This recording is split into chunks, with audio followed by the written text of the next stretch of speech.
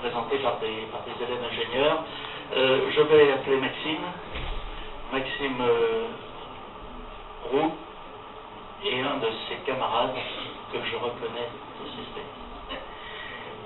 Bien, vous allez nous parler de fusées et nous montrer l'importance dans cette innovation, l'importance du partage. Maxime est élève ingénieur à l'ENSERB à Bordeaux. Aussi, je crois, et vous êtes soutenu par une association dont vous allez nous dire deux mots. Bonjour à tous. Donc, comme l'a dit, je m'appelle Maxime Roux, je suis élève ingénieur à l'ENSERB Matmeca.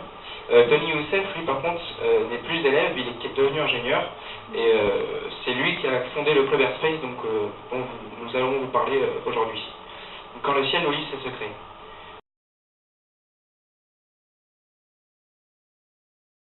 Donc, comme je vous ai dit, nous faisons partie d'une école, l'ENSERB Matmeca, qui est une école pluridisciplinaire située sur le campus de Talence.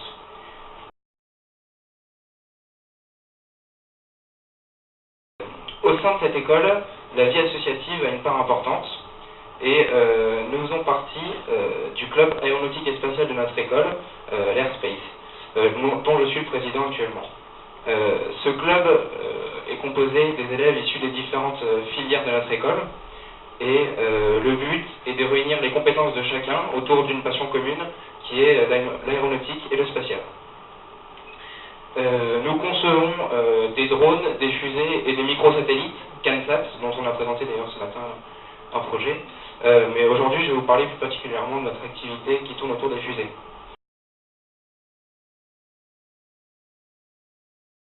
Notre objectif principal est de participer à un concours, le C-Space, qui est organisé par Planète Science et le CNES.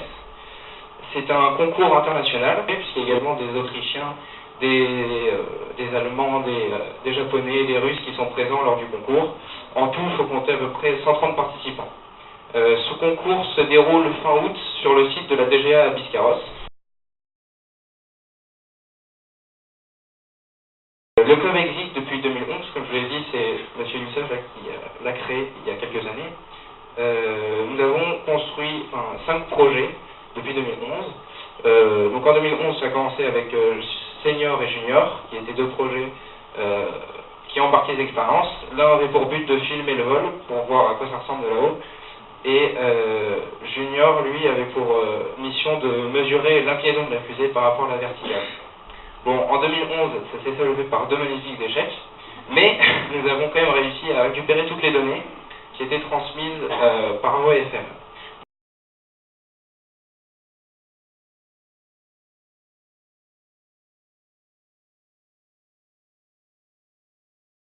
On ne s'est pas laissé abattre. En 2012, on a attaqué avec 3 projets, que vous pouvez voir ici en vrai.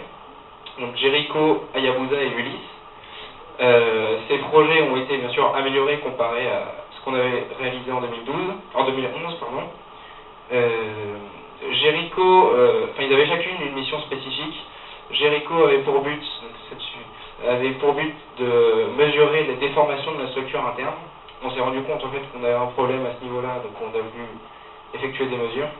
Hayabusa avait pour but de filmer le vol et plus particulièrement l'ouverture de la trappe d'éjection du parachute, qu'on peut voir sur le côté. Je vais revenir en détail là-dessus.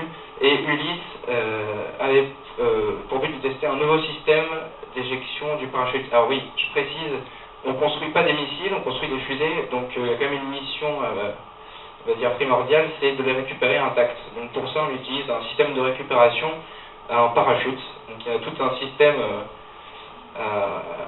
à mettre en place pour que le parachute se déclenche au bon moment.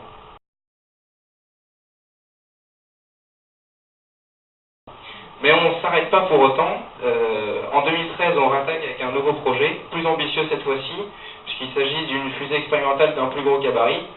C'est une fusée qui peut atteindre 2-3 km d'altitude, donc les contraintes sont plus importantes.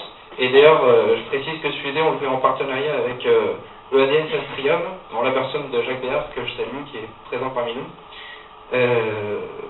Et la mission de cette fusée sera d'éjecter un CANSAT, donc un microsatellite, à l'apogée. Donc toujours plus de technique.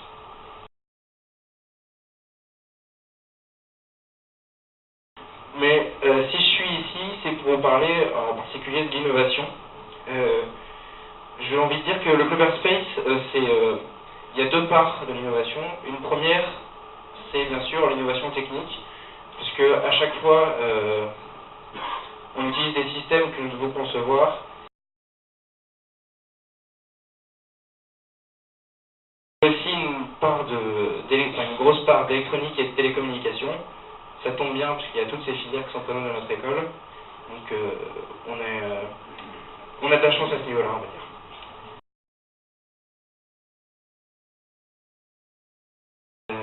Mais c'est pas que de l'innovation technique, c'est aussi, je pense, un processus d'innovation qui est intéressant.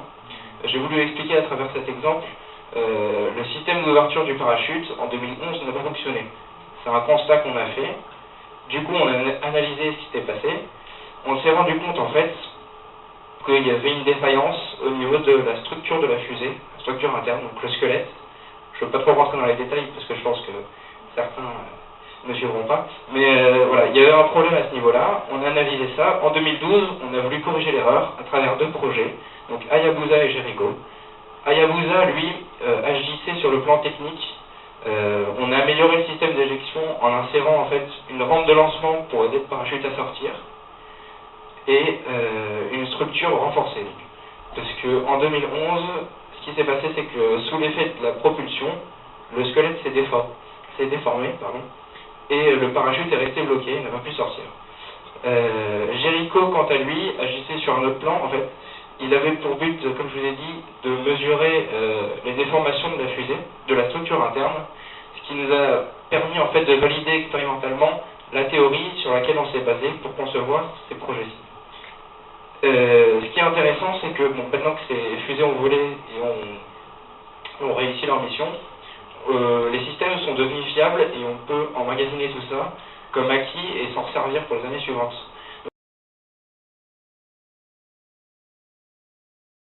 Donc en fait, ça se résume à travers ce processus. Au début de l'année, on se rend compte qu'on a un système défaillant. On se réunit, on en discute autour d'une table, chacun apporte ses compétences et on opte pour une solution. On développe le projet pendant un an. À la fin de l'année, on lance nos fusées sur le site du CSpace à Biscarrosse.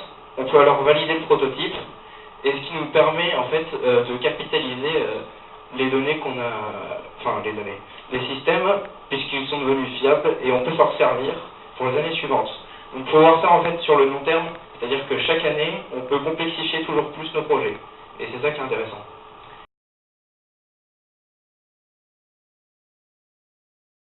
Bien sûr, je voudrais ajouter une note.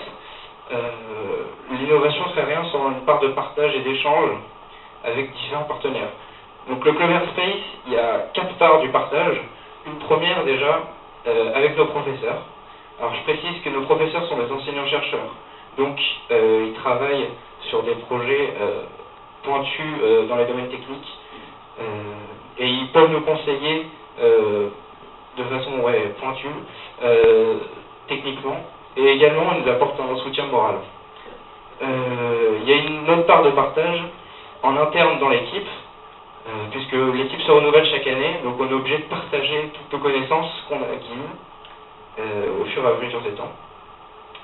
Il y a également une part de partage externe, déjà entre les différentes équipes qui concourent au CSpace, et également une part de partage externe avec nos partenaires, puisque bien sûr, pour réaliser ces projets, on a besoin de partenaires, donc ça peut être des entreprises ou autres, et donc il y a une part d'échange qu'on doit réaliser avec ces partenaires-ci.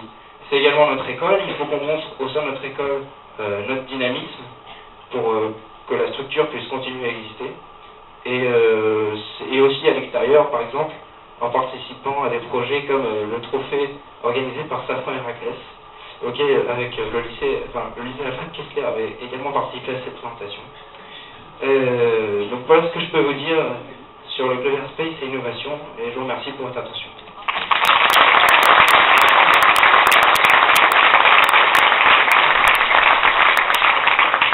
Merci Maxime d'avoir mis l'accent sur ce besoin de partenariat, de partage, mais également d'expérience acquise au travers des échecs. Je crois qu'on reviendra sur sur cette notion de risque et d'échec un peu pendant le débat tout à l'heure, je vous proposerai ça.